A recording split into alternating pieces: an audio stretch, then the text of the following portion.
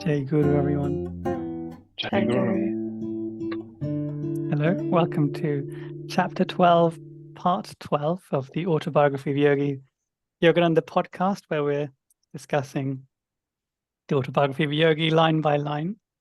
Today we have Mike and Lauren, and no Chris, but we have our friend Cian with us. How are you, Cian? Good, thank you. Welcome. How are you?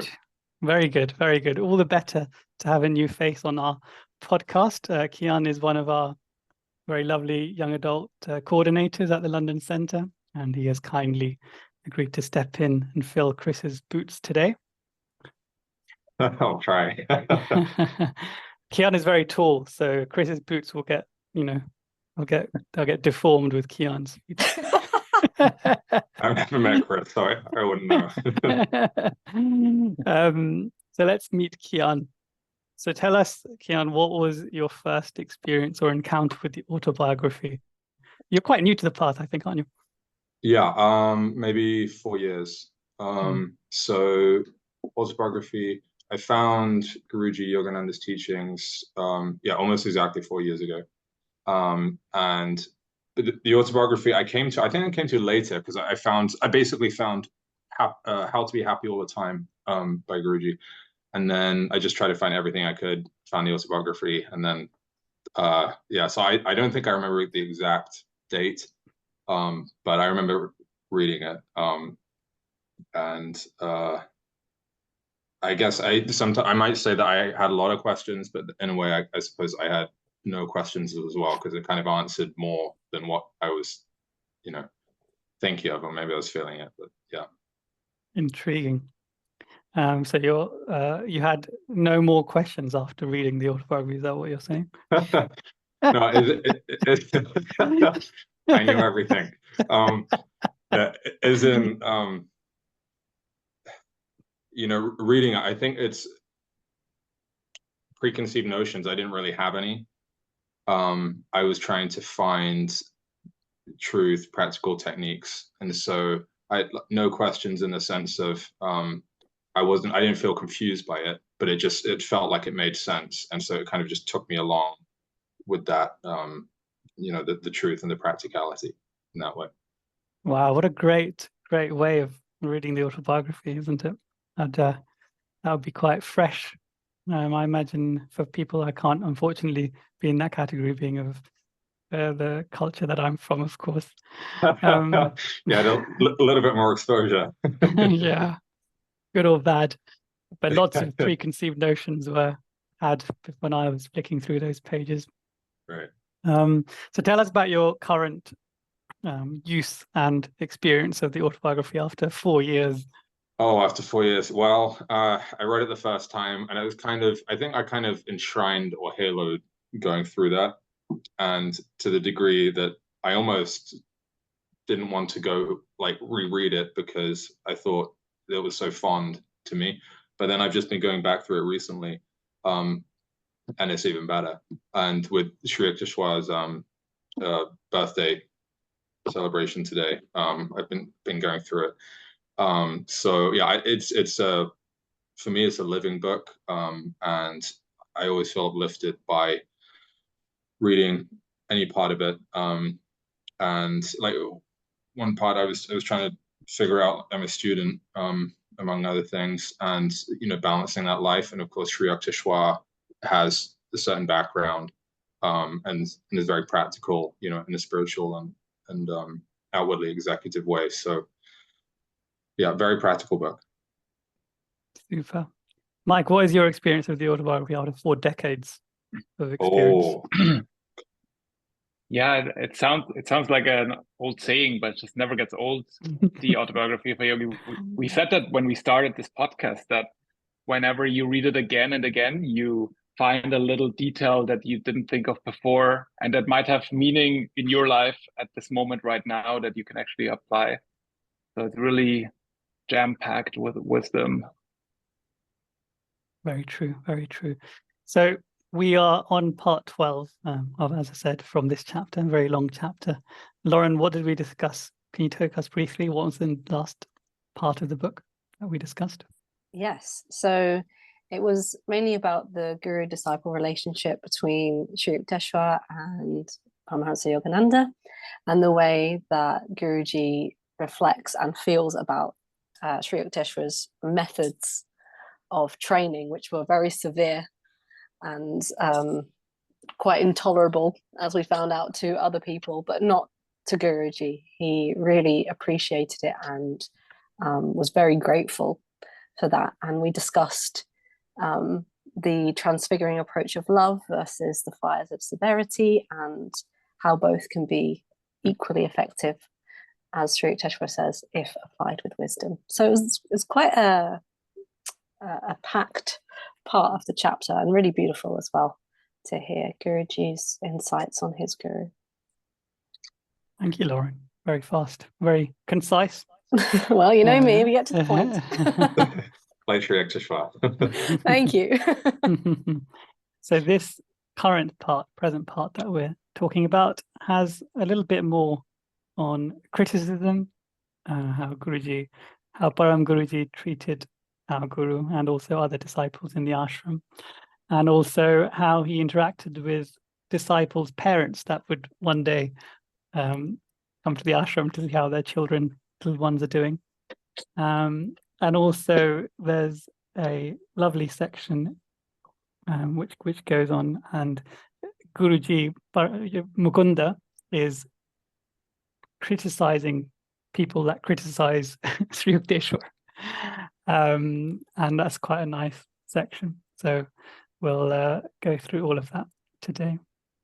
So let's start with the first line here. He says, and it continues, as I said, with the critique element, where Sri Yukteswar apparently used to point out every single criticism, whether it's negligible or not, all shortcomings. And he used to do it with an air of pretentious gravity, which means that even if it's negligible, he's kind of making a mountain out of a molehill, and we're told that that's not what you should do. I mean, the saying, you don't make a mountain out of a molehill, but it turns out that when it comes to spiritual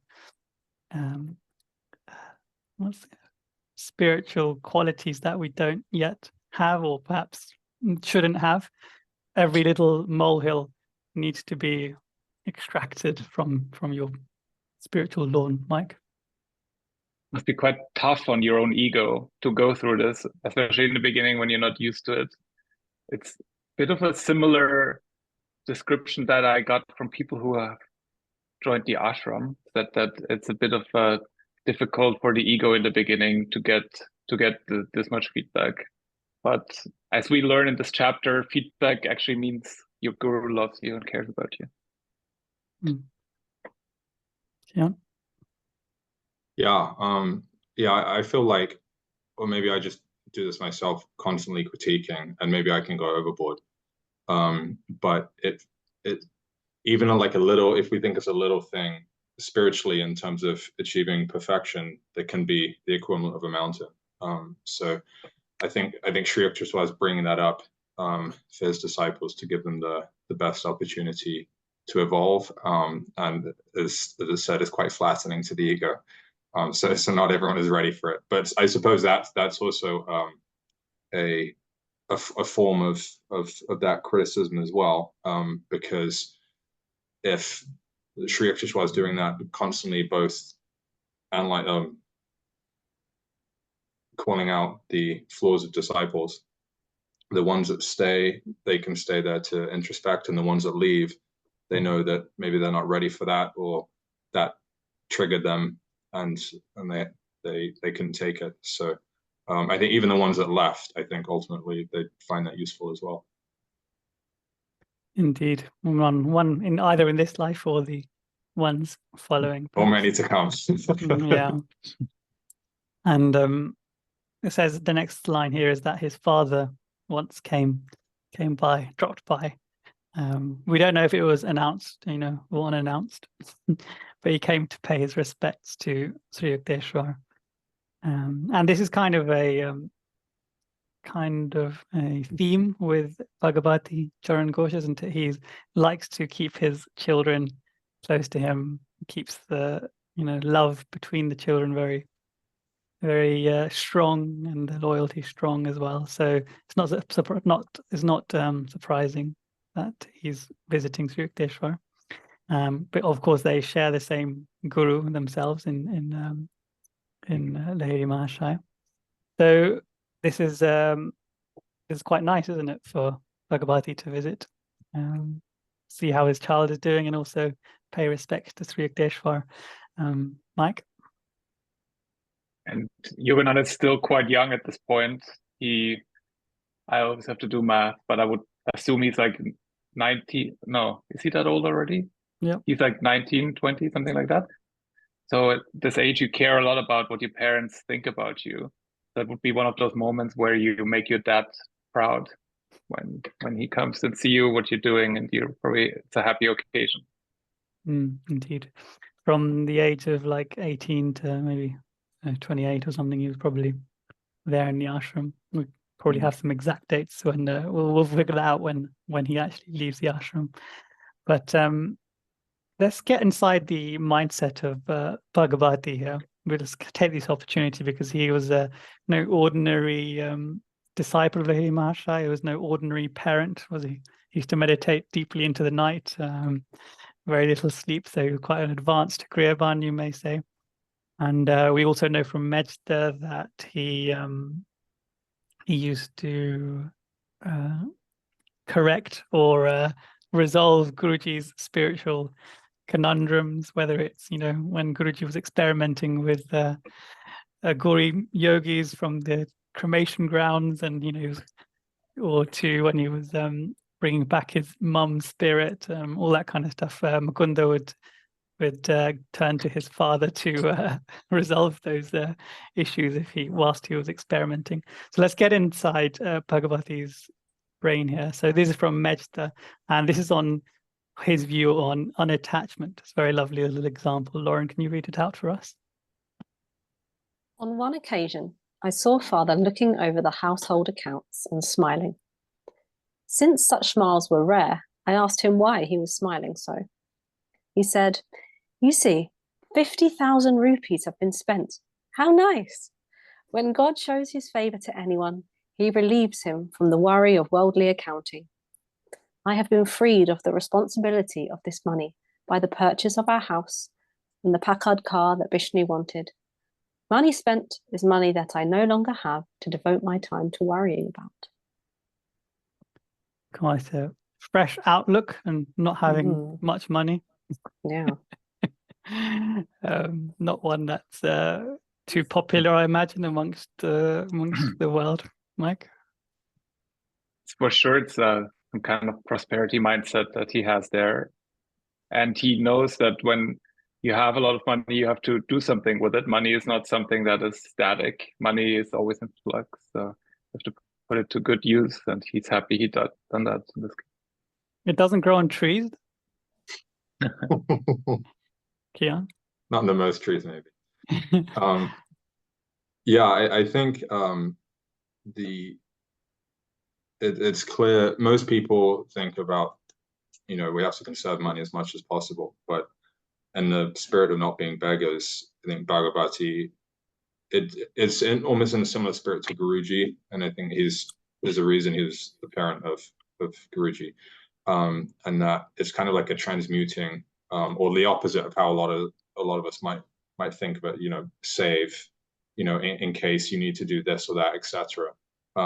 But in the not being a beggar mindset, of course, he was very good with money, and there's the that passage about him asking his wife to be conservative with funds for charity. But at the same time, I think it's quite a liberating mindset.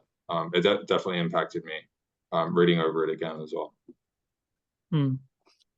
And let's take because this, whilst Guruji was in the ashram, towards the end, Bhagavati would have retired, and there's a very nice section about his experience with working life, something that we can draw inspiration from, and his experience of retirement. which the four of us are probably some decades away, but let's prepare now. Cian, would you like to read that for us again from Mejda? Sure. He officially retired from the Bengal Nagpur Railway on December 23rd, 1920. Inevitably, to commemorate his retirement, the railroad authorities arranged a splendid farewell function in his honor. He was presented with a large silver plate and silver glass and a silver-plated bamboo roller, in which was a copy of the farewell address praising him. Father was appreciative, but frankly saw absolutely no point in making so much ado about his years of service.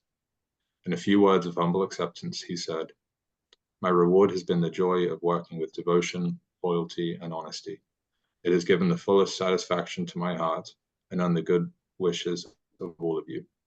Tomorrow, I will no longer be in your midst. Please do not deprive yourselves of the happiness, satisfaction, and good wishes you too can receive from work well done."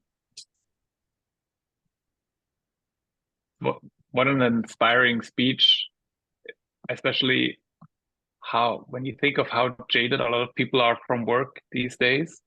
Then you have here someone who is really an inspiration because he doesn't feel like work, like as you usually see it, as something that you have to do and that is something you don't want to do, but you have to do it for money. But he actually saw work as something positive in his life, and he said he devoted all of his power to do really make a difference there. He said with devotion, loyalty, honesty. That's the kind of employees you want to have, right? Probably not very easy to find. Really good spiritual qualities that we have to attain to even in our regular lives, not just in our work. But this is kind of the point, isn't it? Because everything is training, whether we know it or not, for our spiritual growth. So devotion to your employer, loyalty to your employer, these are all the baby and primitive steps that are required to have the highest devotion and the highest loyalty to God and Guru. So it's a work in progress that we all need to take advantage of, as you know, regardless of what career path or what employment or lack of it we may have. Like, there's a quote that I read that goes in that same direction again, because I see that often that when people talk about their work, there's not many of them are really get glowing eyes and start talking about their work. Guruji said it somewhere that entrepreneurs and people who create companies and give a lot of people work have a special place in heaven. So there is some really good karma that you are creating by doing that. Very nice, very nice.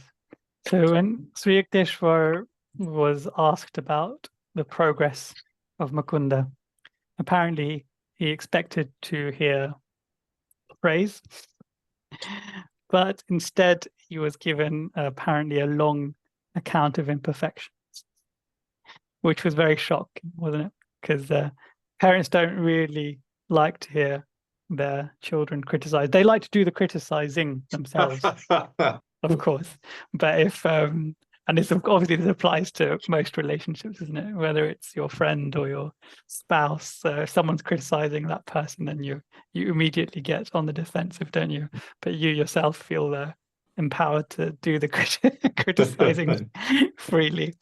Yeah, so he we're used to this criticism, I suppose, in one way or the other.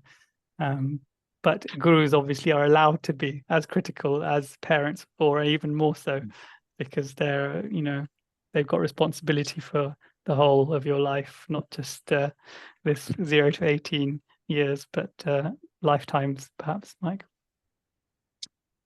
In a situation like this, you would expect that no matter how Mukunda is faring in the ashram, that Sri Yukteswar would say something positive, because it's just a societal convention, that you wouldn't pass on criticism, but he does. And I I didn't really expect that when I read the book, and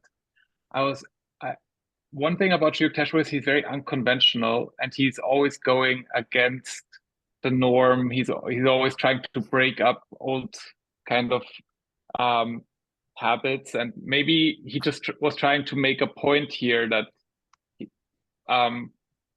because I don't believe he was really thinking, oh, Mukunda is doing so badly, I have to tell his dad, make him all upset. I think it's more like to send a message to Mukunda that this is something that he doesn't really feel like he has to respect. Mukunda needs to be able to deal with the situation that his dad gets negative feedback. Yeah. Yeah, and like in a parents' evening or something at school, where it seems Sri Yukteswar, he doesn't hold back. And I think it's a teaching point for Guruji about it doesn't matter what stage. There are no accolades or, pompous celebrations with Sri Yukteswar, including just compliments to a parent. And so, Bhagavati, even in the previous section we just talked about, where he said, "Tomorrow I will no longer be in your midst." So it's very practical. And I think maybe it could have been a teaching point for him. Not obviously both of the gurus, Lahiri Mahashaya, for both Sri Yukteswar and Bhagavati. But I think it sends a message about social expectations and conventions, and maybe unnecessarily or vainly we might seek these types of events or interactions specifically for praise. Because he then was shocked, apparently. So he rushed to see Mukunda, and he said to Mukunda, from your guru's remarks, I thought to find you a complete wreck. So we can only then start imagining kind of things that Sri Yukteswar had said about him. His son is already 19. Isn't this a sign of a wonderful, loving father who cares so much, who just rushes to his son and just wants to see if he's okay? Yeah, and I think it says right after that, it says that my parent was between tears and laughter. So he was undecided. He hadn't chosen a particular one. I think that's part of a yogic balance, that he wasn't outraged, and he wasn't taking it humorously. He just came to see. Apparently, the only cause of Sri Yukteswar's issue that he had at the time was that Mukunda was trying against Sri Yukteswar's gentle hints to convert a certain man towards spirituality and the path, which seems very, very minor as a transgression, doesn't it? I can't imagine Sri Yukteswar like stretching out this criticism such that Bhagavati would be caught between tears and laughter. So we can only imagine that he used this small example to really lay into Mukunda's attitude towards disciples, towards humanity, to his willpower and determination, and how he criticizes people, perhaps, or how he influences people. He probably used this example to really draw out loads of things of Mukunda's qualities. Because if it was just this, you can't imagine Bhagavati being too concerned. Yeah. I think oftentimes we can think of it easily as, there are so many bigger problems and it's a small one. But maybe also if it's viewed from the sense of that we're all souls and perfect, then even one little imperfection is a big deal. And so it's an urgency to take care of that. And Sri Yukteswar, puts that across in that way. Yeah, we kind of get an example of how Mukunda may have done this a bit later in this section, which we'll come back to. But this begs the question, do you ever try and, I quote, convert people? Mike? I'm not a missionary, but I do talk a lot about what I do, and if people are curious, then I try to get them to visit one of Guruji's temples or read one of Guruji's books. And I feel like if you don't have the real drive in yourself to get into it, then it's really hard to convert someone. I don't know if where Guruji drew the line there. I can imagine you, Cian, being quite forceful with trying to convert people. Like Me? Why is that? getting them into like a headlock or something like that. Come and meditate with me, or else. No, I don't think that works. The shock technique. No, I tried maybe with my family, because I felt that it helped me so much so quickly. And it was everything I was been looking for. And there's a message from Babaji, and Jesus and Sri Yukteswar and Guruji. I was like, look, read this book. So I try to sit them down and read it to them, because I was like, maybe you're half listening, but at least some of it's going. But I found no matter how, but I learned gradually through trial and error that no matter how much I might want to communicate that, it's what Guruji and all of the SRF gurus say in the book about, trying to be an example or like living it yourself. Or the Guruji says that he didn't teach about God until he knew him. So yeah, so I think that's a lesson that a lot of us have to learn, overzealousness, even Lahiri Mahashai. And yeah. So one of the many blessings of how much the book can help people, and something we have to get over in our lives. Mm. I agree with Cian, but I see other devotees who are pushing it more than me, especially. One of them is my sister. So she just finished her year at grad school, and each of her professors received an autobiography of a yogi. I love it. How did she do that? Just comes with the territory. Yeah. Nice. Yeah. Is it because you're so close? Yeah. Yeah, I guess so. Sorry. Yeah. Did he put a bow on top of it? I feel like this is a really good reminder for me to share more about the path, because it can be quite easy to become quite insular about it, particularly in the beginning, because you try and guard these things to create this sort of sacred flame until it can't be burnt out, right? But then it's easy to get stuck in that, not sharing. And I've been thinking about this quite recently, how important it is to share if people are curious, because you never know what that could do. You never know if Guruji is using you as a vassal to introduce his work to somebody. You just don't know. So I feel like it's one of those things that perhaps is a little intuitive, like when someone's kind of curious, or if you should be sharing a bit more about maybe Guruji and his teachings or whatnot. But yeah, this is a really good reminder for me to share to those who seem curious to listen. Right, that's a good reminder to me as well. Yeah, Guruji talks about sharing the teachings, and I think even just in the autobiography, even just about Jesus, for example, all the yogic science and how it is the essence of all the different religions. And if I'm talking to someone, sometimes it happens that they might be, I don't know, a Christian or another religion, and they know maybe nothing about yoga.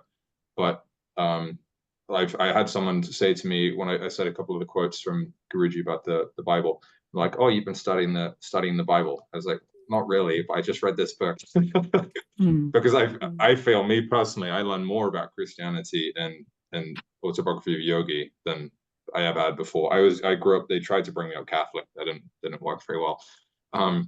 But not very strongly. But it gives a lot of insight, I feel. And or if we're talking to someone, and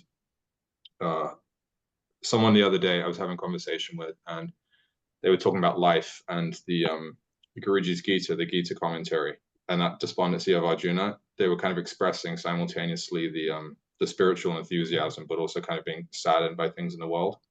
And so that's another reason that I find the book very, very uplifting, because it contextualizes and gives an explanation, and also techniques that we can put into practice to realize it ourselves.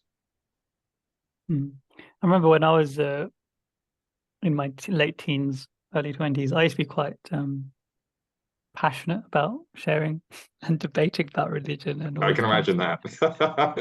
I had many, many long nights at university debating about religion. Nice. So, yeah.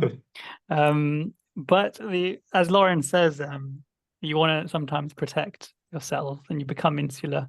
And through scars, I suppose you can become that way, because it's, Guruji talks about being the example, right? Rather than preaching stuff that you don't really understand. You may have read, but understanding it is another thing, right? But to be an example of the teachings is probably the best way to influence people. And it's also the low pressure and most harmonious approach, isn't it? Because if you really do what I used to do at university and debate things, and use, for example, if you start quoting Guruji and then people are criticizing that quote, then you're in a very, very, very sticky wicket, aren't you? So you have to be quite careful, because then you can end up potentially losing some faith yourself, and that's the last thing you want to do when you're either new to the path or many decades in the path. Cian? Yeah. I sometimes with the practice, I was with my aunt and uncle, and they remarked as, "Oh, you're so happy," and it's with my the cousins, etc. And so I think often it can be, if we're trying to practice, if we're practicing techniques and we're trying to live it ourselves, then just automatically that can draw interest because we're having such a good time. And then there can be like very positive discussions. I feel, yeah, sometimes lighter and not going into it, but at least there's even a philosophical talking point that maybe draws people into greater introspection. I think a lot of people in the West, when they look at the meaning of spiritual path, what they are often looking for is headspace and inner happiness, and that's why a lot of them get drawn to meditation and yoga. And I feel that's a very popular avenue here in LA for people to get drawn onto a path like that. And I mostly, when I talk about it from that angle, rather than the great devotion I have for my guru. That is something that is more difficult. That is something I only share with devotee friends.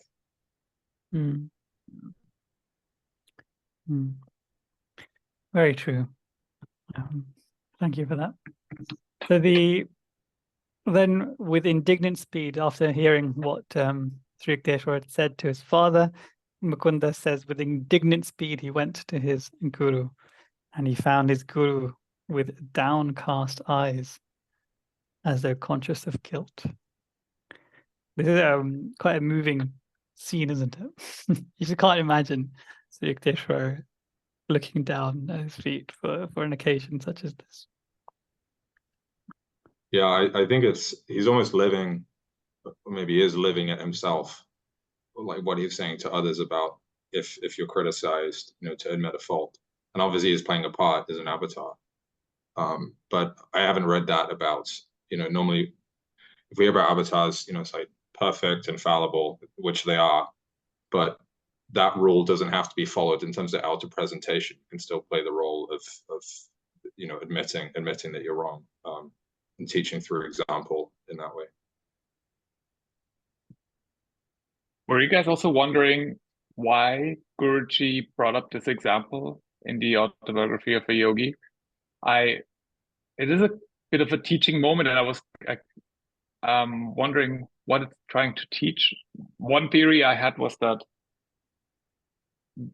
you are the disciple, but there is also situations where you have to push back, where you feel this is not justified, and when it's not, then you, even you have to let your guru know in a situation like that.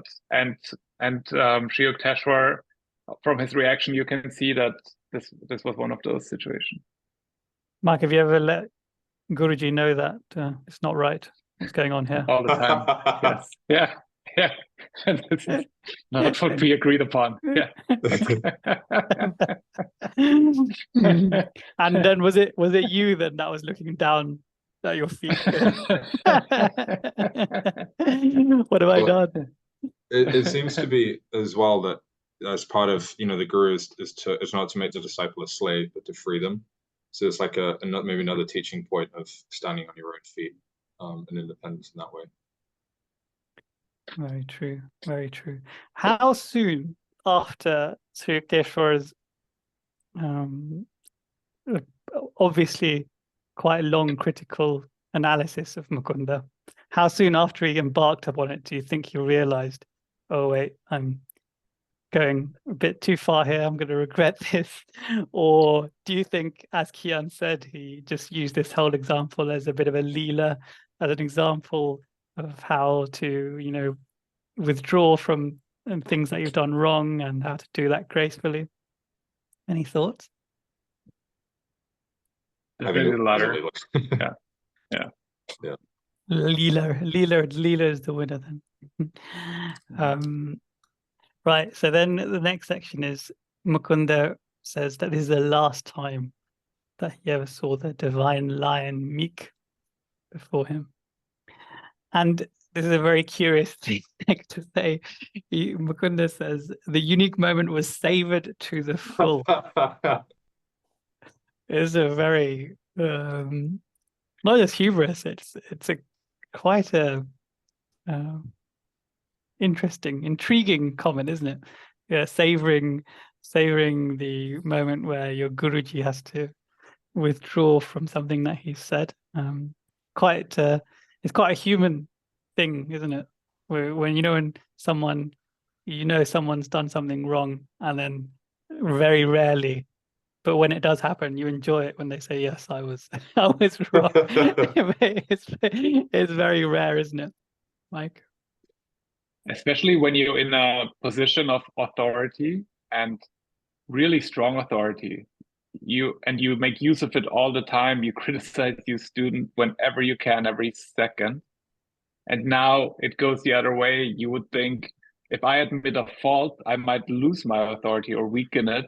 So your instinct would be no. But I think in this moment, by being apologetic right away and not thinking about it for a second, he actually showed Mukunda that it's really about truth and it's not about who is in charge.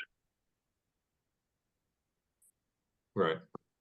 Yeah, I actually looked up audacity in preparation just to think about it, and it basically the etymology came down to boldness, which can mean with contempt.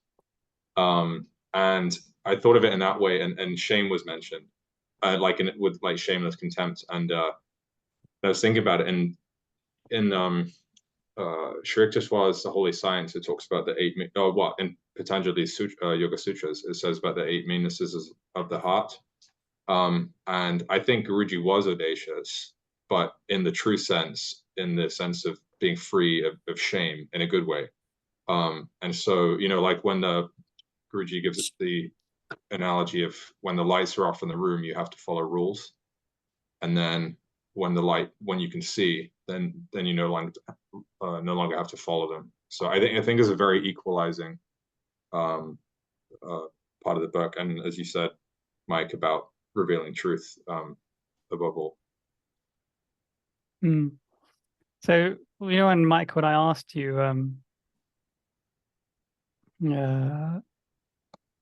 did you ever do this with Yogananda, I didn't just say it because I'm sure it's quite difficult for us to imagine doing it, isn't it? Imagine if we were with Guruji and he'd given us the wrong lesson, and in hindsight it was the wrong lesson, and he admitted it was the wrong lesson.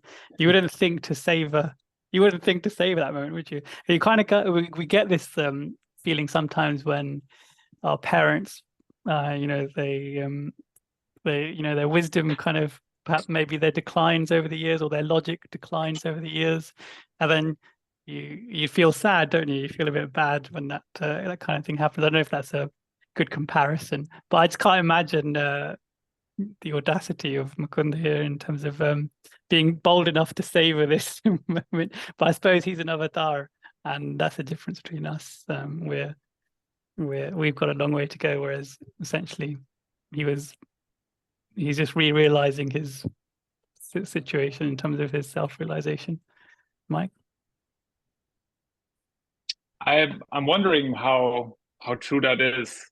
I hear every now and then you hear those kind of, there's this prayer by Yogananda where he says, we have not chosen to become this to live this life, and so free us. And there's this wonderful talk by Sister Mukti Mata on YouTube about self-esteem, where she says when things weren't going well, she would just pray, Lord, I'm not going to have it this way. This is not how it's going to be, and would really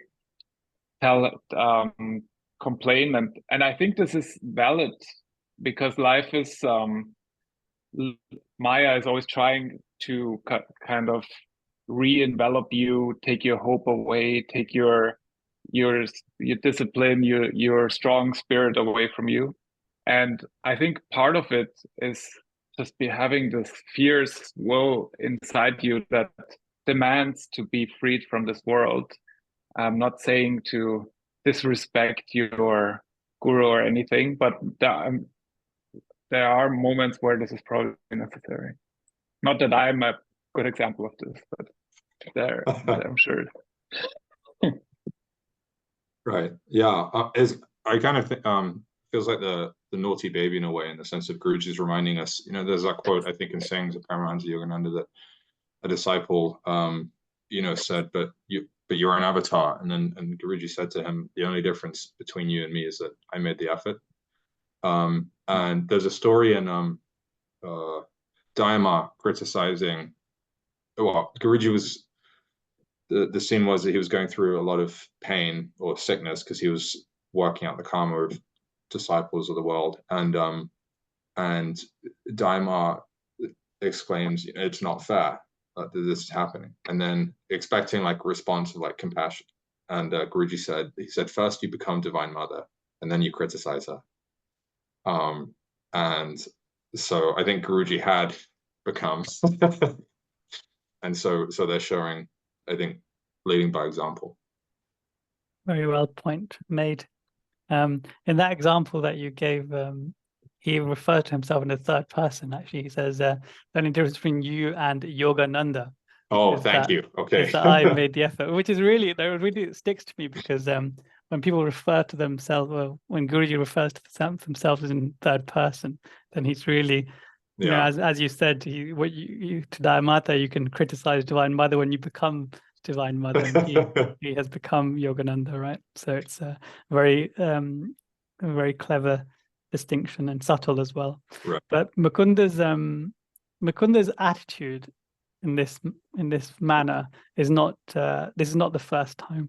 We'll remember that when he first meets Sri Yukteswar, he impudently says, "I'm not going back to my home. I'm not going. I'm staying here. I'm not going to go back. I'll go wherever you are." And then Sri Yukteswar was like, "Yes, you will have to go back."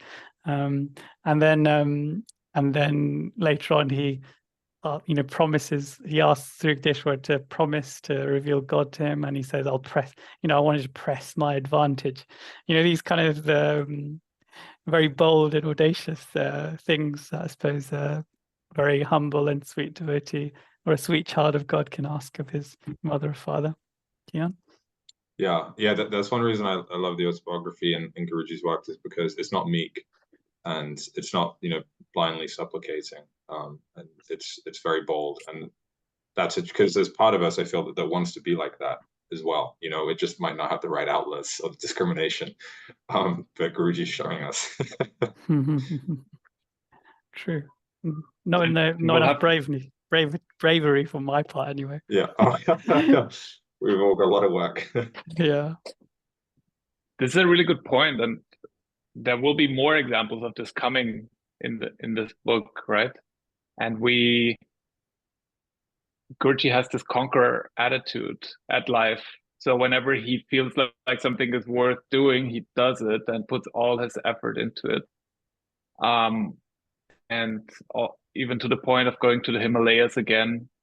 So he is a man of action, Gurudeva, and that's his way of doing it. And what where we no, I don't want to talk for anyone, just talk for myself. If I sometimes have ideas, maybe I should change that. Oftentimes those ideas are in my head and stay there and never manifest. But in Guruji's life, they manifested pretty quickly because it didn't need much, because he was so full of energy and initiative.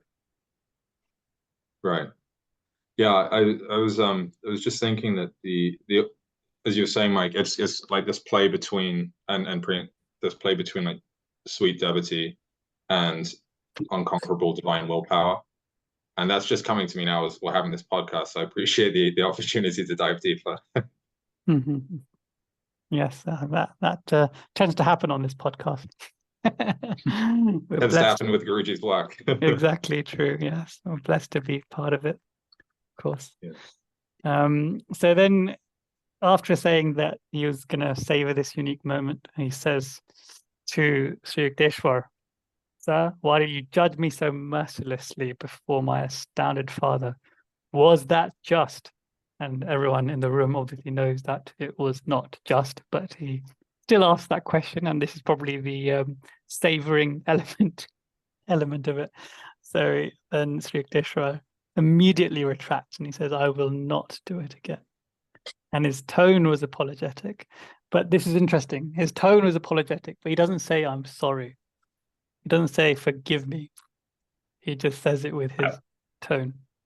Yeah, go on, Mike. I was just going to say the same thing. I was like, because I don't think he has anything to apologize for. He did this on purpose. And that's why he doesn't say, "I'm sorry." The "I will not do it again" part is sincere, I think, because I think this was another test that he put upon Mukunda. I remember in the last part of the chapter, we talked about how Sri Yukteswar was saying to Guruji to try and understand the thoughts and the feeling behind men's verbiage. And I feel like that's what's happening here. You know, he is saying, "I'm sorry," because he's apologizing, but he's not saying it. And it's like another lesson, isn't it? Of, okay, we'll try and hear my true thoughts behind my speech. Yeah, it's like acting out that divine play, but there's still that compassion there with there's the outer fire, the humility, and the compassion of including the apologetic tone, which I'm sure he could have left out. He could have. But the other thing that you should note is that apologies aren't very common in India. I wouldn't know. It's just the act of saying sorry. I'm sure Lauren can sing that famous song. Sorry seems to be the hardest word. Is there not a famous song? Do you want to sing it for us? Frank Sinatra and Lauren Nancy. Yeah. That's it. Is that the one? But that's just, it's in the West, it's a thing to outwardly say you're sorry and outwardly say you're thankful, or outwardly plead and please say please and all these kind of manifold things. But in India, it's about your tone, your body language, the words you say around what the situation, or even if you don't say it, how are you, in terms of your energy.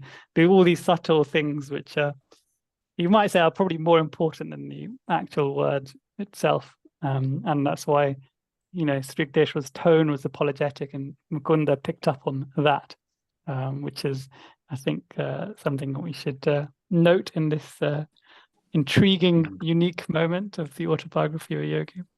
And because of that tone, he said he was instantly disarmed, Mike.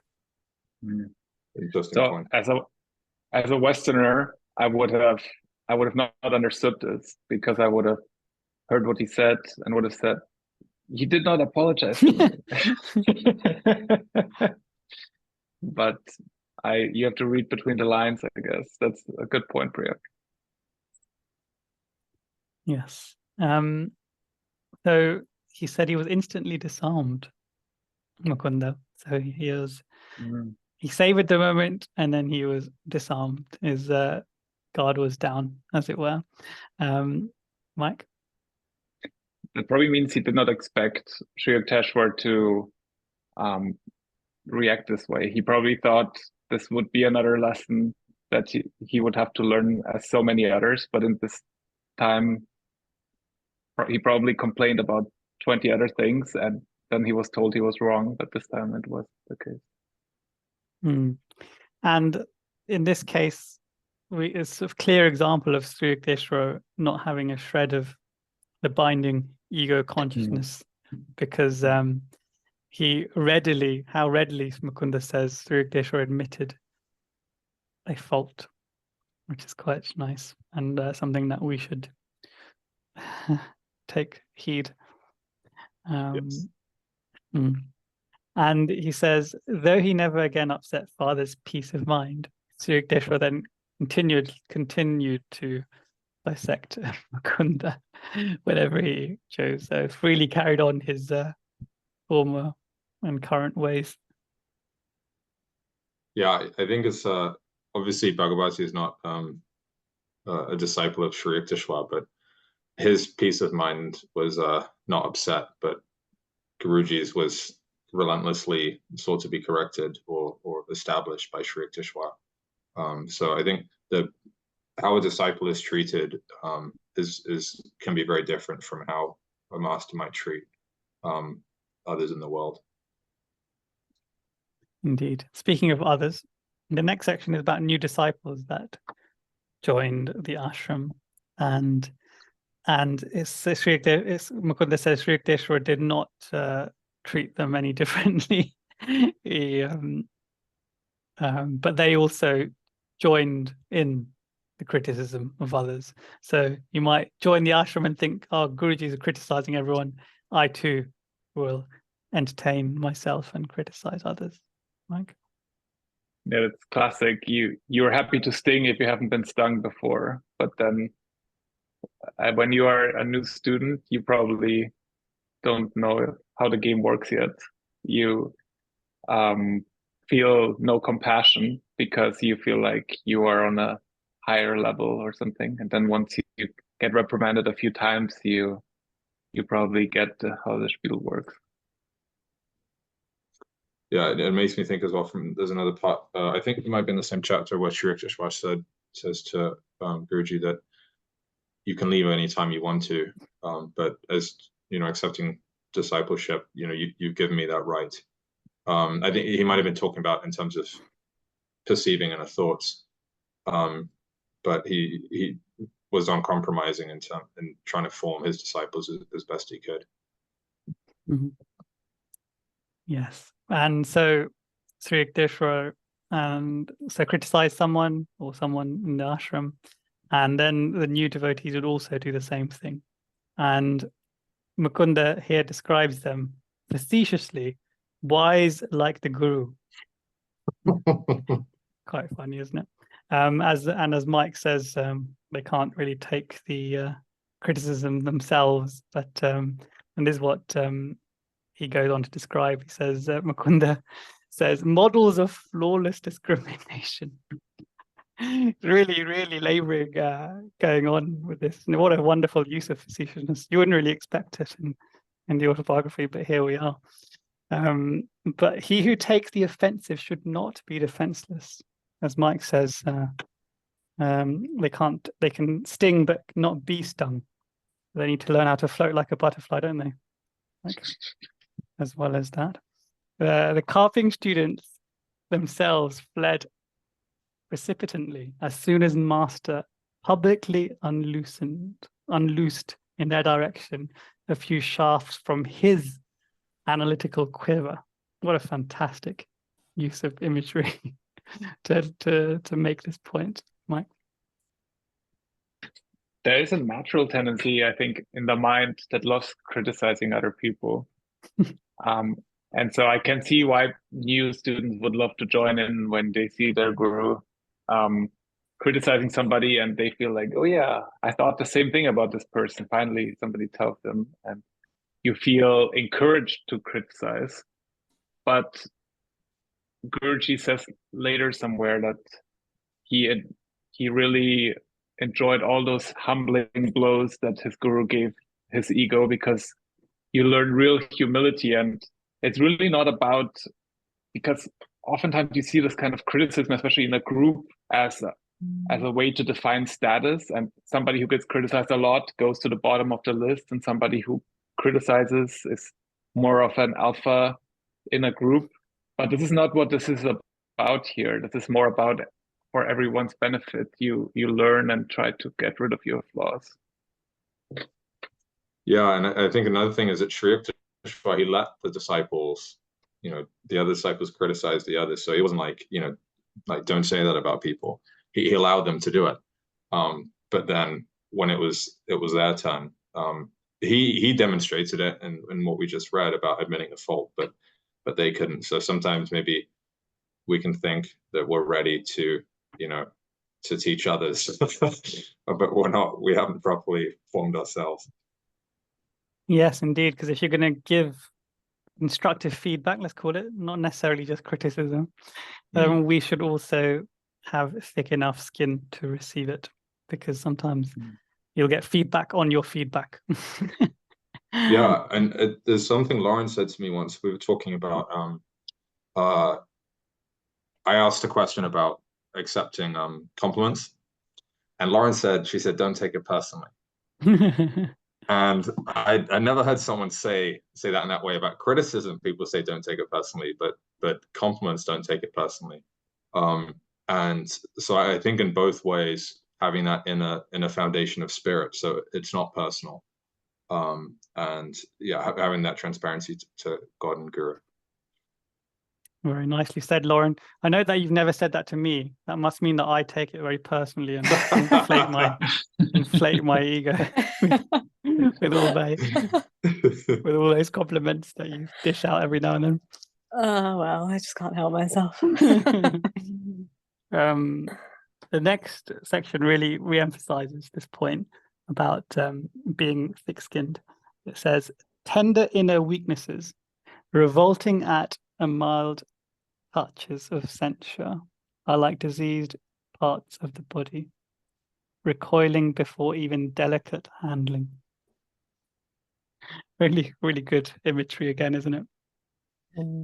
Yeah, and it's not senses, in terms of like sensitivity, but censure is in if what we say has to be censored to each other, and if we can't handle that, if it's not censored, then we have some healing to do. And as part of the being on the spiritual path, I mentioned earlier, a lot of people, they seek out some kind of spiritual practice to get in headspace and inner tranquility, and we get really addicted to this. And then criticism is really disturbing this on a big level, and so tender inner weakness is, I think, a result of this. And so a balance between a spiritual practice and an environment that reprimands you every now and then is really healthy. I think that's what ashram life is, essentially. And I think when you're out in the world, then it might be your family or your community of friends that do that job, hopefully. Yeah, I feel like it's also an insight, isn't it, into the life of a devotee. If you're going to go on this path and if you're going to become a disciple, you have to learn to realize your faults and have them pointed out to you, whether that's by your guru or, in learning from your guru, say from the lessons or whichever format, you're going to have to face those parts of yourself that do get a bit sensitive, and that's the point, right? And Sri Yukteswar says, and he said that about the inner weaknesses, that he he said it was an amused comment on the flighty ones. So, yeah, you either take it or you leave, right? And let's all hope we're the first ones to take it. Yeah, I think if we're on the spiritual path and we're really wanting to grow, then we welcome a criticism of any kind, as long as it's from the right place. And so I think, and I feel it happens in multiple ways. Like, for example, if at the center or anywhere else, I'm just in life in general, if someone says something that I can try and like change or like reform and improve performance with, I'm very, very grateful. And sometimes, we might not always think we want to hear it, but if our reaction is the problem, as Guruji says, so it helps us learn no matter what. And also I think sometimes we can be too couched in how we speak to others. So for example, if we're, someone asks us, oh, how was I? How did I do? We might just give kind of like a blanket statement, which depending on the circumstance might be the thing to do. But also if like we're friends, like trying to bounce something off each other for, I know, a presentation or something with school or just the social situation, it can be really useful to have that feedback and trust and that relationship where you can say something to another person that's critical in a good way, and also compliments included, but they know it's sincere, and then it helps them improve. And I think it's a symbol of a strong relationship, which is why Guruji and Sri Yukteswar demonstrated that as part of the path. Yeah, and especially if someone wants feedback, if they want to improve, we don't want to deny them that opportunity, do we? My mum taught me something from a young age that I've used throughout life. I have talked about it before on the podcast, but seeing as it's come up, I'm going to talk about it again. Particularly good for those who may be easily bruised by criticism. Think of giving feedback like a sandwich. So you give a compliment followed by the criticism or the thing that you think they need to improve on, followed by another compliment. So they're softened initially by the compliment, so they're ready and willing to receive the feedback that you're about to give, but then you end on a high again, so they still feel good about themselves.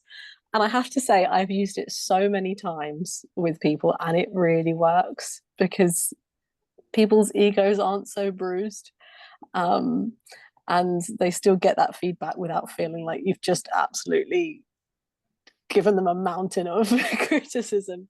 That's a very emotionally intelligent way to do that. Yeah. Although I think, maybe for us, we perhaps don't want the sandwich. We just want the filling.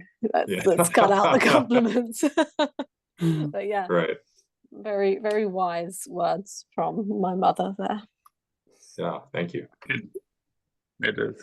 I learned about the feedback sandwich when I did my first job at uni. When I worked in a call center, they told us to use the feedback sandwich. And I think if you work in corporate environments for a long time, you get a bit, what's coming when somebody's first nice to you. You're like, right, let's wait for the filling. What's it going to be? But I think Sri Yukteswar said something similar. He didn't mention the feedback sandwich, but I think he called it polite candor or something like that. That you should actually point something out in the politest way possible, and I think that's the right way to give feedback. Like Cian mentioned earlier, if you have this relationship with a friend or with a partner where you actually feel entitled to give feedback, then I think this is really helpful for both sides. Yeah, I like to preempt that, everyone's used to getting this sandwich and a compliment. I like to preempt it by on the top layer of the bread putting Marmite across it. So then some bitterness comes. Then a compliment. This spoils the whole thing. And then you got to end it with Marmite as well. And then say Marmite is really good for you. It's like Is Marmite the negative feedback or what? No. It's fluffy stuff. It's You know? like It's just on top. yeah. But also I think sometimes we can try too much about outer criticism of others or even ourselves sometimes, but obviously introspection is important. But sometimes we can be so involved with trying to critique outer, whether it's people or events in the world, and it can take us away from the most important thing, which is developing ourselves and trying to do the best in every situation that we're given, rather than trying to, you know, address and take in all situations at once. So like you said, Mike, about those friends, maybe there are certain friends that we're close enough with that we have that relationship with, but also it's worth our time in doing so, in the sense of we're not just trying to, you know, dish out criticism for the sake of it. But yeah, I think whoever we come across, as politely candid as we can be, to paraphrase Sri Yukteswar, I think it comes off for the better.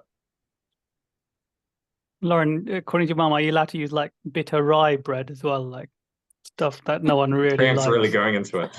I'm not sure that's quite what she was getting at. Without But, you pumping know, it. if you want to use the rye, you go for it. Craft thickness. Sourdough. What about pumpernickel? Yeah. Yeah. It's good for you though. It's really good for you. Good stuff, isn't it? The next section, as Lauren says, was that Sri Yukteswar's amused comment was on the flighty ones. So people, students coming and going, and these is necessarily for ones that were vacating the ashram. Next line is quite intriguing again. Many disciples have a preconceived image of a guru by which they judge his actions, words and actions. This got me thinking about preconceived notions of a guru and what mine were. And I've got 3 what I would have thought before I came to this path. That a guru should be pious, learned, selfless, and all that good stuff, giving. Secondly, that he should be loving but also fierce and austere, quite similar to how Sri Yukteswar is being described here by Mukunda. And then thirdly, that there should be an element of yogic power and mysticism in his actions, his examples, and his use of transforming you. Those are my 3. So I don't know if you guys had any 3 of your own that you had notions of what a guru looks like. I think this evolved for me over time. I think in the beginning, when I joined the path, I just saw the guru. I would have thought mostly those loving qualities in a guru. That's what I was seeking. I was seeking this rock, this anchor that I can this loving guru, this disciplining guru is something that I was looking for later. I think as I felt that maybe it's an illusion, but as I feel like a bit more in control of my life, I feel I need that to steer me in the right direction and to give me some humility every now and then, because that's always useful. But I would say love, loyalty, and the kind of the blissful state are like the 3 qualities that I would say about how I would describe my guru and what I admired. That's beautiful, Mike. And I love how it's developed over time and shifted as well. Yeah. I was thinking about this before we came on the podcast, and I was reflecting, and I realized how actually very blessed I am, because from my memory, I don't think I'd actually really known what a guru was until I read the Autobiography of a Yogi. I think this was my actual first exposure to a guru and a guru-disciple relationship. And then I realized, wow, how amazing is that? Like the first time that you learn something is in the Autobiography of a Yogi. So I feel very lucky in the sense that I didn't have any preconceived notions about what that was. I think I'd heard the word guru, but not really looked into it and understood what it was or what it meant or how that looked. So yeah, I feel very blessed that I learned about it in this way. Blessed indeed, because these flighty ones, apparently they judged his words and actions based on those preconceptions of what a guru should be. And this caused Mukunda to get a little bit defensive, Cian. Yeah, I think about it, Lauren, me too, as I learned from Guru from Autobiography Yogi.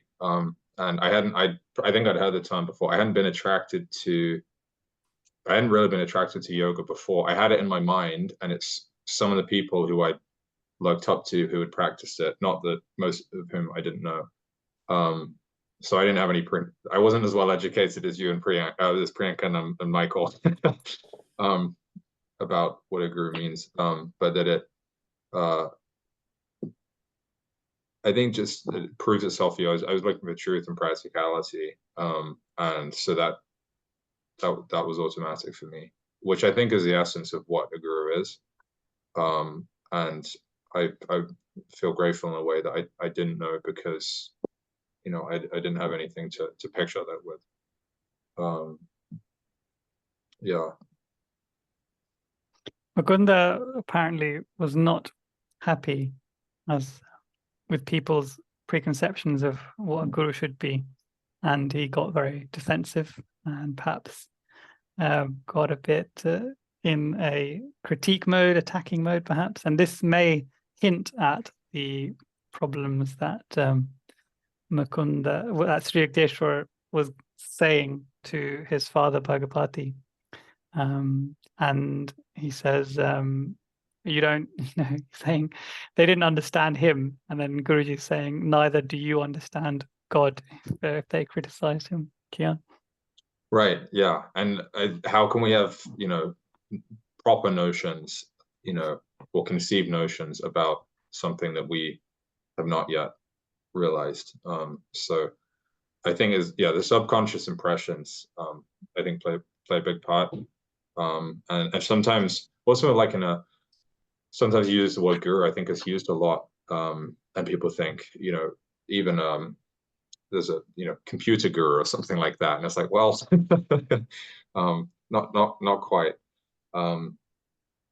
And in terms of what most students think of of a guru, I think often they think of well, in the West, sometimes it can be, I think, negative about people thinking, oh, follow me. But I think increasingly the increase in the word usage, I think, is a testament to the truth and practicality of the term. And I think more and more, sometimes I talk to people about yoga, or they ask, what do you practice? And then I explain about the techniques and the science behind it. And it's so demystifying. And I think that's, because Guru being dispeller of darkness with light. Yeah.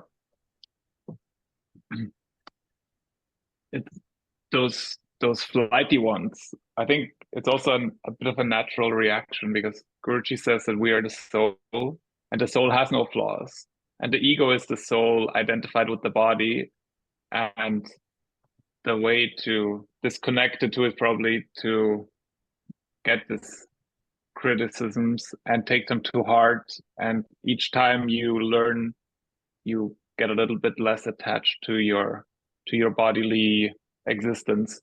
But this is not something that you understand intuitively. This is something that you understand over time on the spiritual path, and in the beginning you take it personal, which, like Lauren said, you shouldn't. And you also take it as something that seems intuitively wrong, because you're the soul, you're never wrong, but you are in this case. So it's a bit of a conundrum. So then Mukunda continues, if a saint were clear to you, you would be one. you would be I love one. that. This is it's obviously very true, but you might say that it's a little bit justified because Sri Yukteswar is a bit mysterious, isn't he? Because here we just had an example in a couple of paragraphs ago where he was, apologetic tone about criticism that he slightly wrong. So how are we to understand that? There was another example later when he meets with the devotee Kumar, who makes him his favorite devotee, and then he has to retract from that position because Kumar then goes astray. And then there's instances like about how what happened with his ashrams later on. He could have, in the Sri Rampur and the Puri ashrams, they kind of went away. He didn't arrange for all of that, so it's all part of the Leela. So it's a bit mysterious, isn't it? So you might say that it's quite difficult. It's justifiably quite difficult for some of his disciples to understand. Yeah, I think that's part of the challenge, is that relying on or more on intuition, and that there's a quote I think later in the book that scriptural allegory is baffling to the literal mind. And so if we have an error understanding, if there is one who is perfect or is realized they're perfect, and we have questions about that, then it's our error in understanding, so that we have to have if we have the perseverance and determination to understand and use our intuition to see the spirit behind the words, then that confusion falls away. Something I was wondering about also is that maybe it's not up to us to have complete understanding when our guru tells us something, but actually to trust in him, whether we understand it fully or not. Right. And that, especially if it's coming from our guru, we know that he has our best interest at heart and he is one with the divine. So there's nothing that he could say that was untrue, right? So it came to me about trusting rather than trying to use the intellect to understand everything. There are some things that are beyond our comprehension at the level of consciousness that we're in. So trust. Right. Yeah, that's a great one. Thank you. This defensiveness of Mukunda, i.e., neither do you understand God. If something were clear to you, would you be one? I don't allow personally, I think this goes back to what we were saying before as well. I personally don't, about preaching and converting people, I don't allow myself to get into a position where I have to be defensive.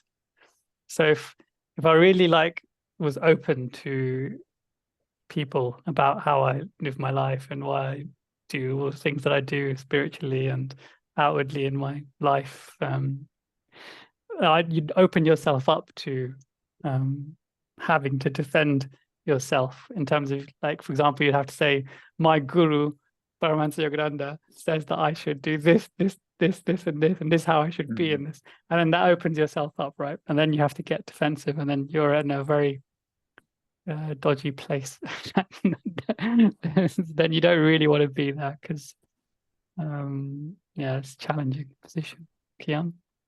Yeah, I feel like if we do it because it's our own overzealousness, we got ourselves into trouble. But if it so happens that, and that's part of, I think that's part of the discrimination piece about, when do we be silent, when do we chime in. And there was a situation, I was having a discussion with some friends from university, and there's a point made about I think we were talking about the Quran, and one of my friends had read it and knew it very well and could speak Arabic, and the other hadn't, and they were being very insistent about, well, a little insistent that something they'd heard about the scripture was a fact. And I reminded them, I wasn't rude or anything about that, but I was just very direct, and if you don't know that, if you haven't read it, and that's it. And and then they got that because it wasn't a disrespectful thing. It was just pointing out a fact. So sometimes those situations do come up. Maybe there's a better way of dealing with it, but I think that fire as well, if it's for a good purpose, is something that we have to learn also how to use properly. Mukunda is so pure, and he carries his heart on his sleeve. So yeah, that's one thing that makes this book so entertaining, that you can to completely understand his actions. And then when something goes against him, then he always shows defiance. He never just gives in. He always defends his point, because he feels every point he makes, everything he does is thought through and is something that is in accordance with his values. And in this case, I think it's also important, because imagine you have a guru like Sri Yukteswar, and he accepts a few new students that come in and they don't like the way they're being reprimanded, and then they start some kind of rebellion in the ashram. You don't want that. And Mukunda is the first one to say that they should find fault with their own reasoning rather than just criticize the guru. Yeah, it makes me think of a story about Guruji, and I think it was in Carnegie Hall or somewhere in the US, and he was saying that he'd like to sing some of the Indian chants, and there was questions about whether or not the audience would be receptive because they didn't understand what the chants were or the meaning of them. And then Guruji protested, that they would, and then went out there and sang it, and then they had, I think, went on for an hour or more, and everyone wanted it to happen again, and they had a wonderful experience. So multiple healings. So I think that's one thing as well, about standing up for what you believe in when it is the time to do so, because we don't have to be a doormat on the spiritual path as well. So to not be antagonizing, but we also don't have to lay down.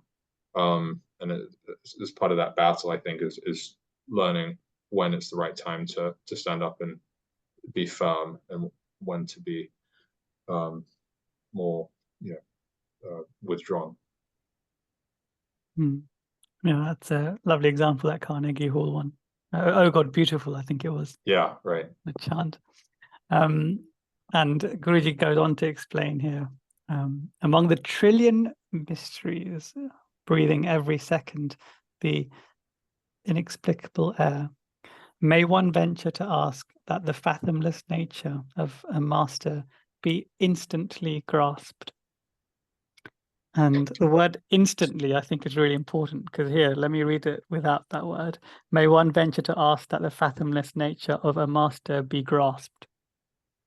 The second is quite a mysterious, negative kind of connotation, that, it's a belief. You have to blind belief.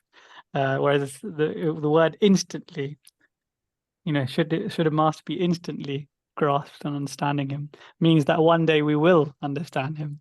It's just that this instant gratification society, in terms of, hey Siri, okay Google, tell me the answer to this.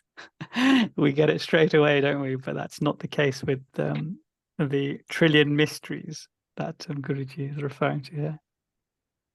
Yeah, I think it's a wonderful example of the disarming way in which Guruji puts that question to them, because if we're thinking, that we should understand anything, but it sounds unreasonable to us, even if we take, a book on, I don't know, Spanish or gardening or something, and that we should understand that instantly, that's unreasonable. So to understand the nature of a master, so I think it's very leveling and relatable how Guruji puts that, and I think even just that inclusion of that one word is very edifying. Also, instantly, and also the word that we need to grasp the lesson each time we get feedback. It's important, because we're not underlings. It's not about serving and doing a good service and then you will be free. It's about you get feedback on your fault, and you need to understand the lesson behind it and incorporate it into your values.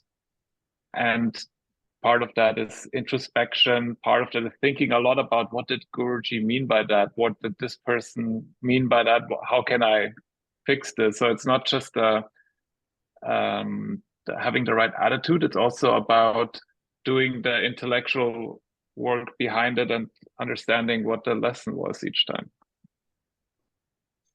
Yeah, and I think the inexplicable error as well. And if we take material science, there's only so far we can go with trying to explain, how things work, and it's not very far. How is it sustained? Where does it come from, etc. So I think in that way as well, just broadly reaching about this, the saint nature, and so we should have the humility to be receptive and not judge others so quickly. Indeed. And that judgment is what really led to students leaving, because the next line is students came and generally went. That means the majority of the students did not stick around. And that is certainly true to this day, isn't it? And it's quite comforting that it was true when Sri Yukteswar is in flesh and form, because how many times do we have young adults meetings that you have a new person and then we never see them again, or you have a service reading and you may see 3 people that you may speak to at the end of the service, and then you'll never see them again. So it's a common occurrence, isn't it? Of course, there's those that come and stay, such as the 4 of us. That's why we're here on this podcast. Yeah, it's was it the quote in the Bhagavad Gita about, out of 1,000, one seek me, and out of 1,000 who seek me, one knows me.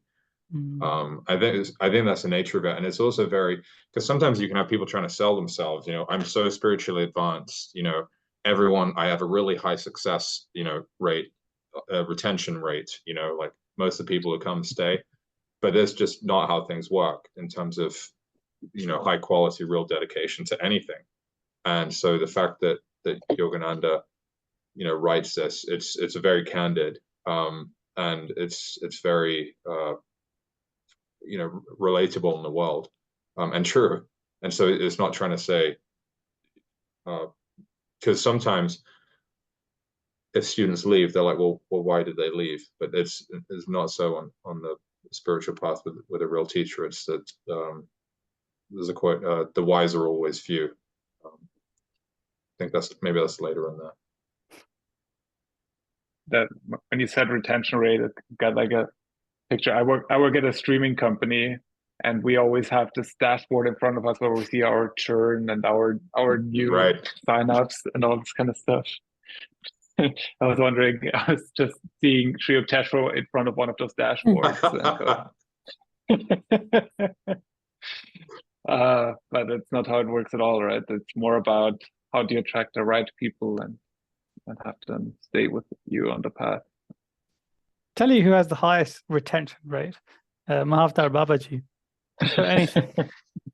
You put anything about Babaji, people watch it till the end or read the whole thing. I've noticed that in my various seva activities at the center. That's very interesting. And yeah, but signing up for Babaji is really difficult. So yeah, once you're in there, you have to climb to tall mountains, and jump off a cliff, and then you have to jump off. Yeah, you have to mangle your bones. But in the seriousness, this is something that Cian and Lauren maybe have some insight on. Mike certainly has. And when you're at the center and you have various things that need to be done, volunteering things, and you're always trying to recruit volunteers because there's always very few in number, as Mike knows. How do you distinguish between ones which are going to stay or ones which are just here for a very short period? It's quite a challenge, isn't it?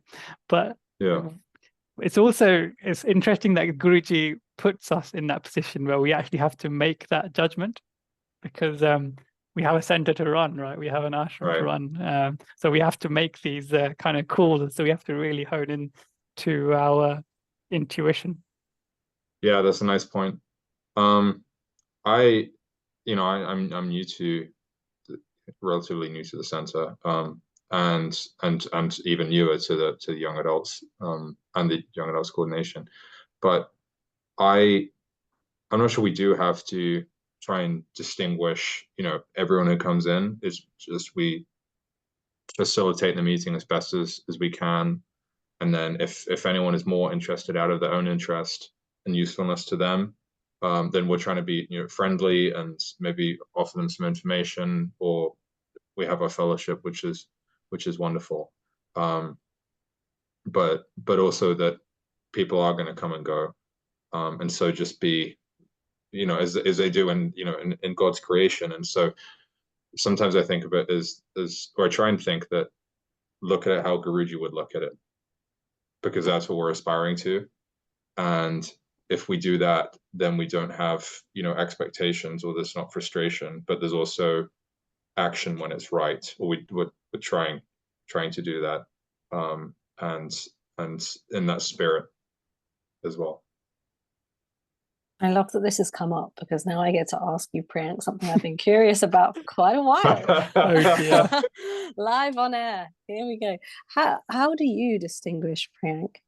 How Well, does it work That's with a good you? question. Because I personally have never been in a position to recruit or try and onboard volunteers, apart from if we're doing a kirtan, and Guruji always just graciously hands devotees over to help in the kitchen or whatever, but never actually bringing in like a new facilitator.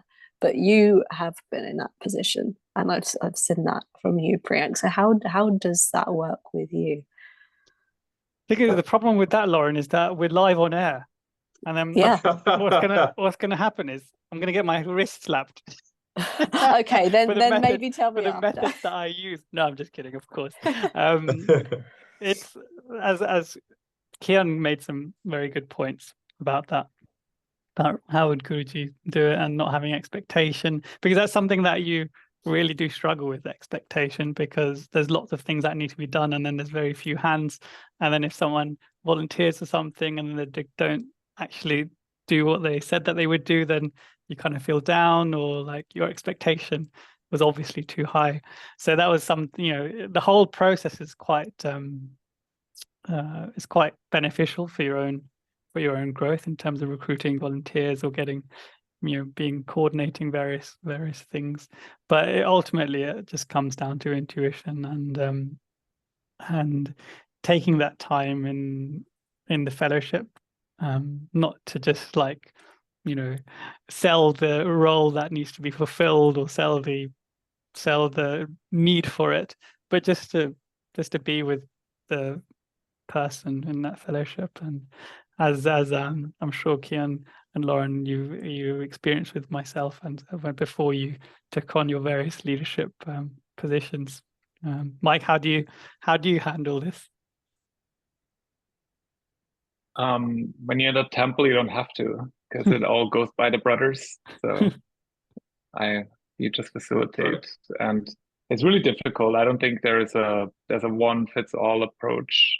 People have different lives and different periods of their lives, and it's really hard to be a judge of at the end of the day, of how dedicated are they to the path, or to like wanting to be a part of this for a long time. I'm honestly not qualified to do that, so I'm happy to pass that over to someone else. You had to do that when you're in London, though, Mike.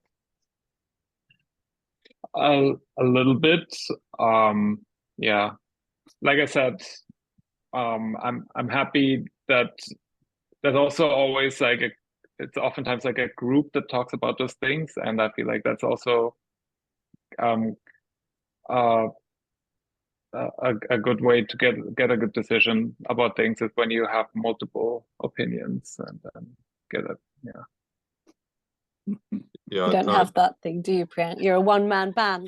Definitely. You've got to rely on your intuition. It's And quite you a are very, it's quite a responsibility, I would Yeah. say. Yeah. but something I've I hope you don't mind me saying this on air, Priyank, but something I've noticed about Priyank over the short years that I've known him is that you are very intuitive, and it's very, very on point most of the time. I've had many experiences with you where you have tapped into an intuition that I have not even spoken on, or so yeah, we're lucky, very blessed in that way to have you.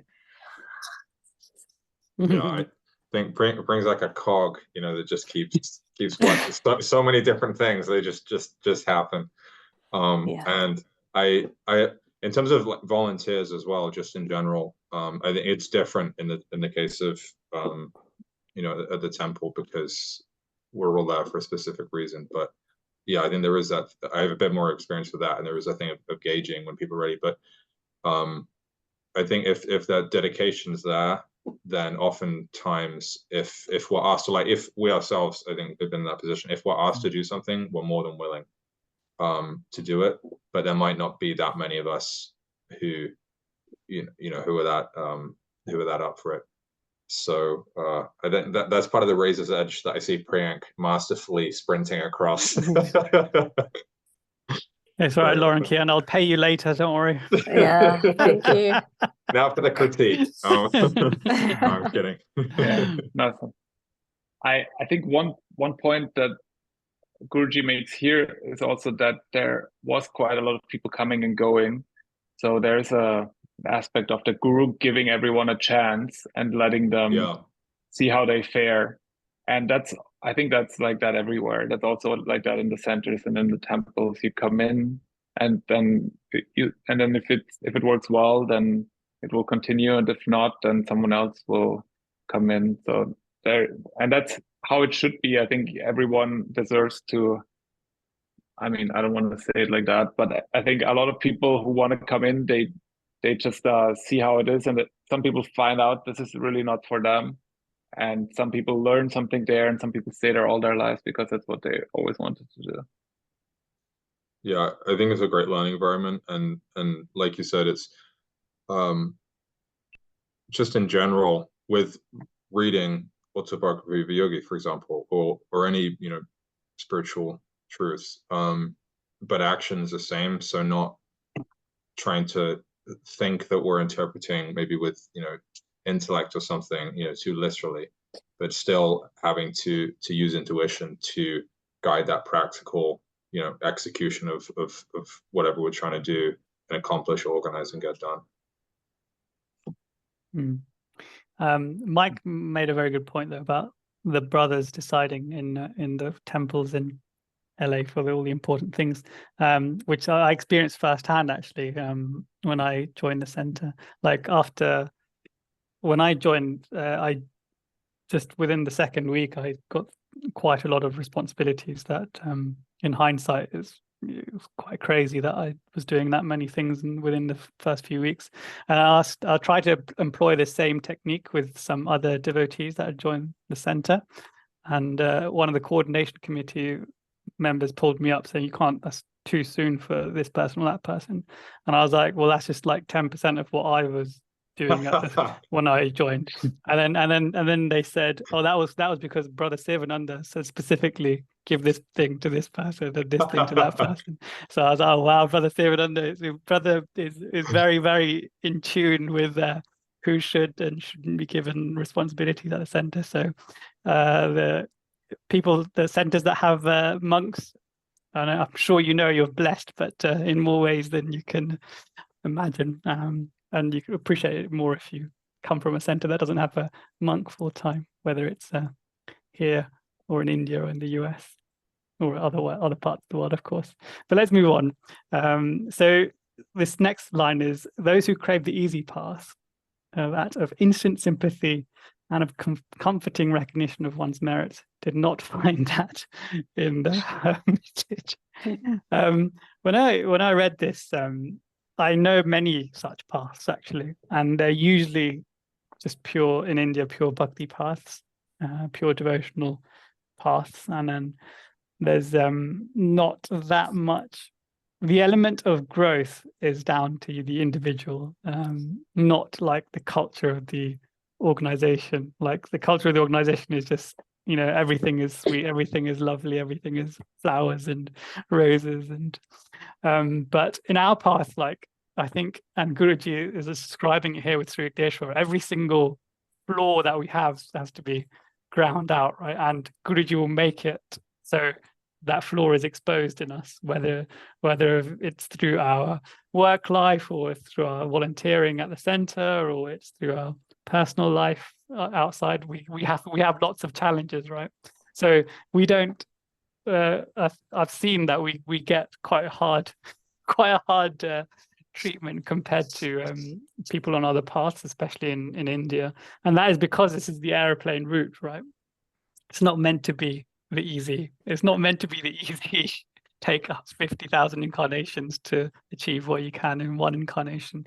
It's not meant to be that. To take the shortcut, you're going to face challenges, right? And we should be heartened knowing that overall there'll be much less suffering and work to do compared to if we did do that easy route. Mike?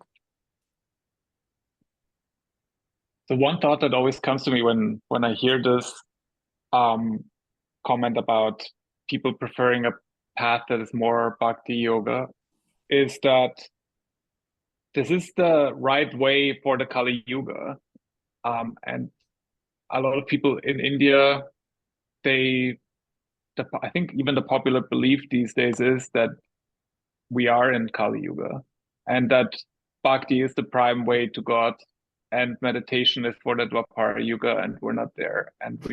And then imagine Sri Yukteswar, who writes this book, The Holy Science, and says, we're not in Kali Yuga, we're in Dwapara Yuga, and we have to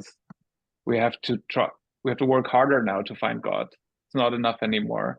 And then all the way to this kind of strong feedback culture, and also Kriya Yoga, which might be look for some people who look at this, think it's way ahead of its time, and it might be, but it's revolutionary, and especially in that time back then, where we are in the late early 1900s, where this is unheard of, and it's not been that long that the technique has been given from Babaji to Lahiri Mahashaya to him. It's very less than 100 years ago at this point. So it's really a revolutionary technique, and people who come in, they of course, they feel surprised. This is not what they see in other ashrams.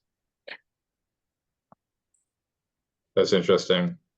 I personally, I don't have knowledge or exposure about, other going to physical locations. I studied some about yoga and different meditation techniques online, but I don't have the level of awareness that you both do. One thing I think is that there's the outer criticism or the opportunities, and also like compliments as well, and oftentimes very uplifting. But also, if we tune in, with the guru, then I feel that's the main way. Through intuition is how we're mostly, it's how he speaks to us. And so in terms of like keeping us on the right path, these wonderful experiences and opportunities for reform. And for me, I feel like that's the lightest way, because as Priyanka said about that being the quickest route. And the more we tune in, the more we might get these, impulses or feelings that we need to, change something in our lives, or, more of an introspection to change something about ourselves, change our habits. And the more we do that, the more Guruji can guide us and help us change. And so, he said about the golden age, that we can have the golden age right in our own consciousness. And I don't want to wait personally. I want it as soon as possible. So, yeah. This the last line in this paragraph also speaks to this. It says, they sought out some lesser teacher who, shading them with flattery, permitted the fitful sleep of ignorance. That's wonderful. What a wonderful encapsulation of that sentiment right there. Because it's just so much to say about that, isn't there? It's just it's comforting, isn't it? When as Cian said, those people that are complimentary to us, or that are just say yes to everything that we're saying, agreeing with everything we're doing, it's nice, but wherein is the growth? And also it's, I think we've been talking a lot about criticism or constructive criticism, because that's what we've been reading, but also with that, like, the most wonderful opportunities, we can find ourselves in, or to change ourselves, like that's the best one for me. And we see what type of change that gives in our lives. So if we have, if we might try some lesser or half-hearted way of trying to reform ourselves, like the story in the Bhagavad Gita about Arjuna, who's doing the archery show, and he's shooting around Bhima, the ego, and he keeps missing. And then Krishna's like, you're just putting on an archery show, you're not actually wanting to hit it. And if we compare that in our lives, then for me, that straight path, the most direct path, proves it as the preferable one. Once again, in that way as well. Sri Yukteswar said he offered his disciples, or Mukunda says Sri Yukteswar offered his disciples shelter and shepherding for the eon, but many students miserly demanded ego balm as well. Who here likes ego balm? I think we're all. I'll take it. We're trying to get rid of it. We're all trying to get rid of it. Yeah, maybe inwardly repulsed by it, but we're trying to outwardly get rid of it. Yeah. Inwardly repulsed. I thought all of you would say, "Oh, ego balm, disgusting. Oh, bitter." No, I do feel that, but I think if Mama, I don't. I think no. You don't. No. I think give me all the ego balm I can get. Oh. Well, I think if we all we might think we want that, but I think we're on the spiritual path because we don't want that ultimately, as we're trying to get rid of that ego balm or wipe it off. It's a temporary fix, the ego balm, but it's not gonna make our soul feel empowered and free. And so we will, after a while, take it for granted and then not appreciate it anymore, like so many things in this world. Yeah. So just for record, Priyanka, I want to say to your response, I don't want ego balm. I'm definitely not going to give you ego balm. I did this with my cousin. My cousin, who's not on the spiritual path at all, but he never tasted Marmite before, nor knew what it was. And I told him it was chocolate fudge. So he took a tablespoon. Oh man! And put the whole thing in his mouth. Oh, this is. That's a lesson. I feel sorry for him. Could he not smell it before? Yeah. No, come on. Someone like me, surely you'd be able to just. Yeah, he was victim to many of my childhood pranks. So I know how to work. Funny. I know how to work. You know how you to work your relatives, don't you? to taking spoonfuls of Marmite for your humor. Yeah. This is the lesson. If anyone gets offered any food by Priyank, either do not take it or smell it before. Right. Yeah, right. Definitely. I mean, if he offers you a chocolate milkshake, don't have it. Yeah. Marmite. Vegemite. Yeah. I think, and unwittingly, well, we might, it's inner conviction. We don't want ego balm.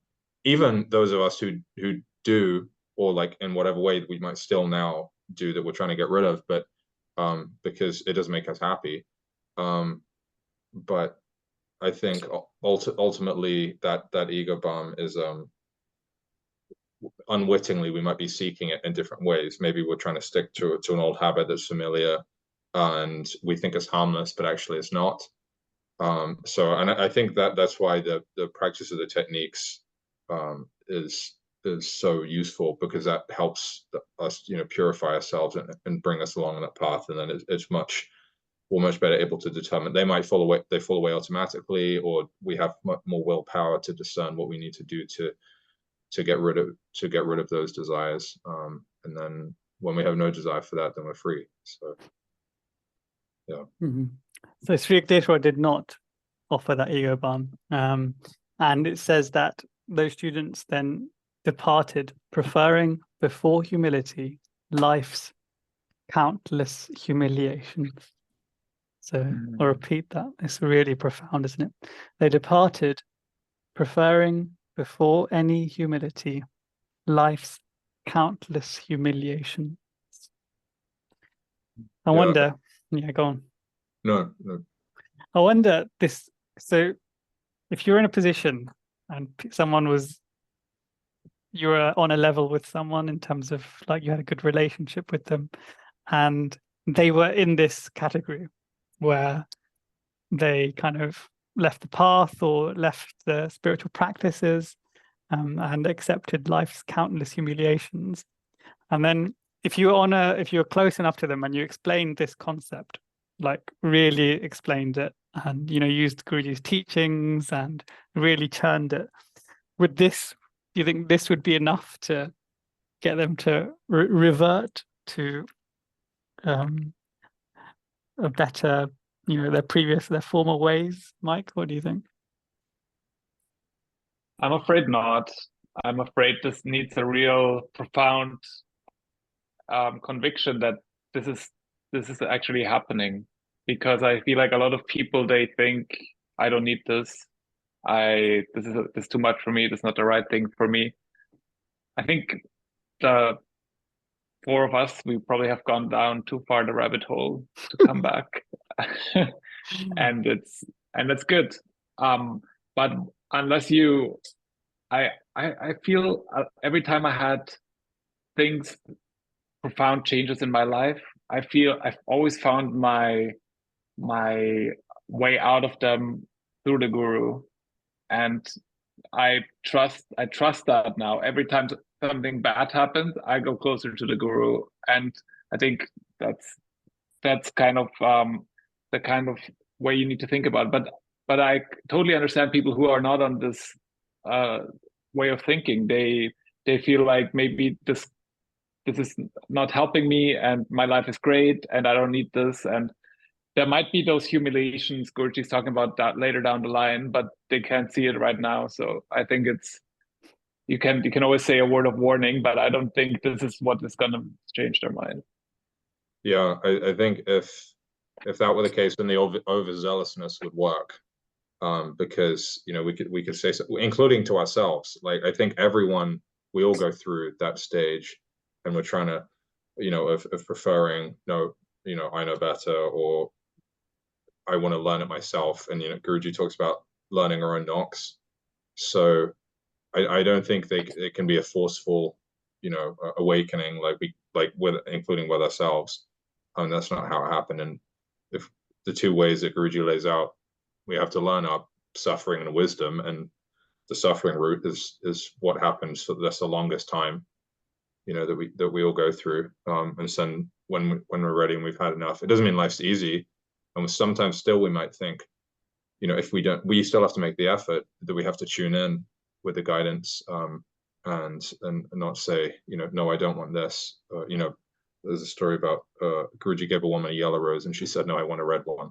And then he said, what I give, you take. So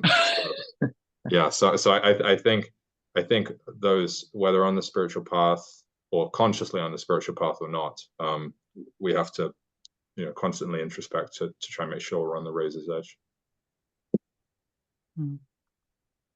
Well, I have to say, I kind of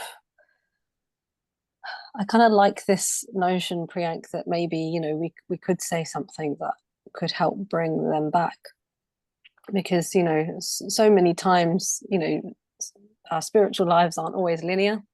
They don't always go up, right? And we have these dips, and sometimes our friend can say something that brings us out of our slumber, or helps put us back on track. And sometimes it's the little things we think are little that make the biggest difference. So I don't think there's any harm in trying to offer some words of love and encouragement, whilst also, we have to recognize that Maya is here and Maya is great at its job, and unfortunately sometimes it does pull people away from the path, sadly, and we have to recognize that too, that Maya's doing a really good job sometimes.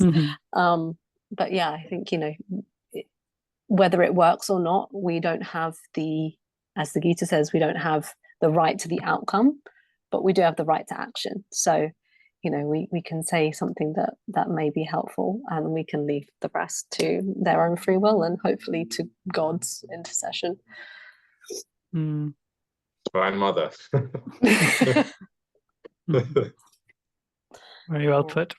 I personally would mostly attempt it if I'm very close with the person in question. You feed the Marmite. Yeah. You have a pot next to you, Prank. He's got the mouth open, he's force feeding them to the Marmite. Yeah. Speaking of Marmite, apparently this next sentence really describes this approach. Sri Yukteswar's blazing rays, the open, penetrating sunshine of his wisdom, were too powerful for their spiritual sickness. It's tough, isn't it? It's tough. It would be such a blessing and so much grace to be in the presence of Sri Yukteswar, but it'd also be quite painful, apparently. The spiritual sickness runs too deep, doesn't it? For some. Good reality check. Yes. So that brings an end to this section. A bit longer than we usually do, but I think there was lots of good stuff there. Thank you very much, Cian, for joining us. Yes. Oh, thank you. Hopefully you can join us again soon. Yeah, it's wonderful and great that we're able to do this on Sri Yukteswar's birthday anniversary as well. Oh yes, very well. Absolutely.